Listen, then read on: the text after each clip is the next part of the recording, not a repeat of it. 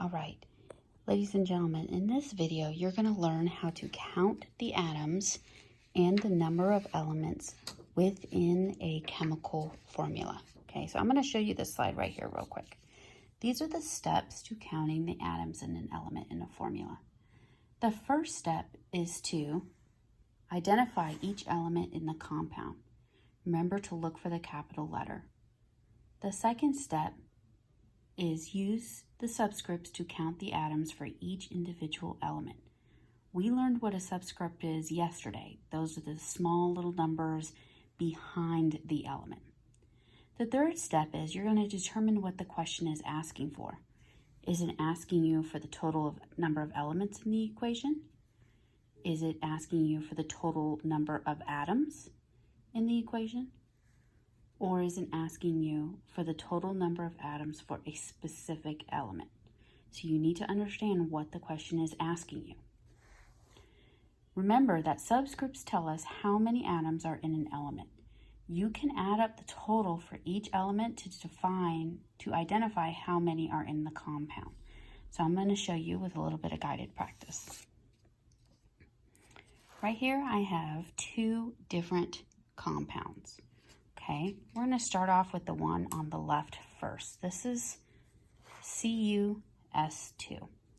So the first step is to identify how many capital letters I have, because capital letters indicate the different elements that I'm going to have within a compound, because every element starts with a capital letter.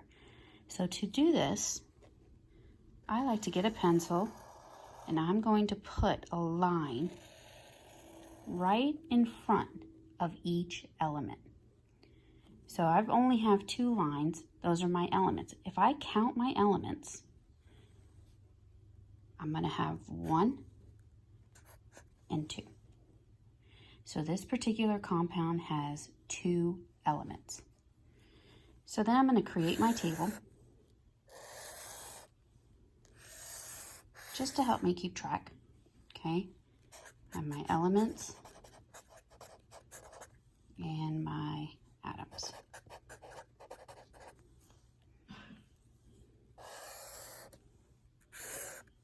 And I've already identified I have 1, 2. So I'm just going to write them here really quickly. So Cu is copper and S is sulfur. Now I'm going to add up the number of atoms that I have. So if you recall from our reading, okay, on Monday, that I'm going to look for the subscript, that is the number behind each element, and I'm just going to circle it.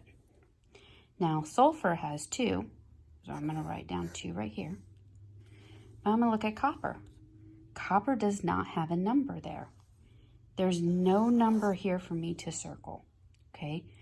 That means that there is only a 1. There's only 1 atom for this element available. So remember, no number means 1. Now, if I wanted to know the number, how many elements are in this compound, I can look at my chart here and I can add them up. And then I can create my total. All right? So I'm going to have 1, 2 elements.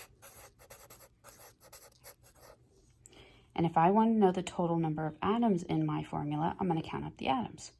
1 plus 2 is 3 atoms. Okay, pretty simple. Let's try it again with a little bit more of a challenging one. So, step number 1, draw a line in front of each capital letter.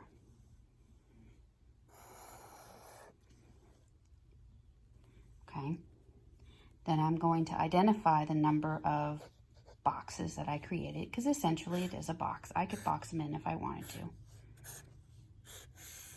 You don't have to, but I have 1, 2, 3 elements. Now I'm going to create my table.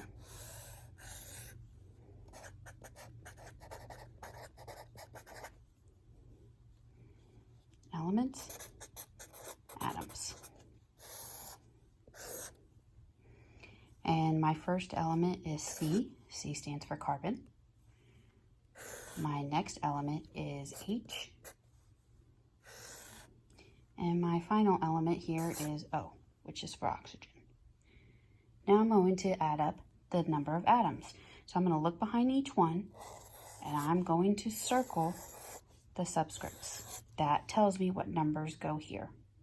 So for C, I have 6. For hydrogen, there is 12, so I'm going to write 12 here. And for oxygen, I have 6. So if I decide to add them up and I want my total, I know I'm going to have 1, 2, 3 elements. And I'm going to have 6 plus 12 is 18.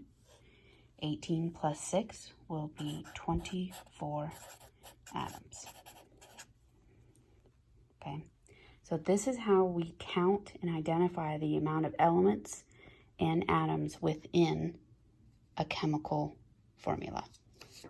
So now I'm going to show you a couple more, and I'm going to have you practice on your own. Okay, so take a look at my next example. Get a scratch sheet of paper out, and I want you to practice drawing the table and counting the elements, and let's see how you do. This is the first one. Sodium, hydrogen, and oxygen.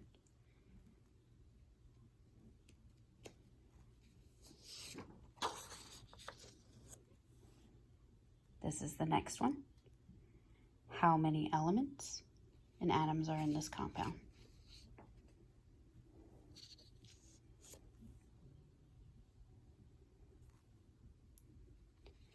And the final one.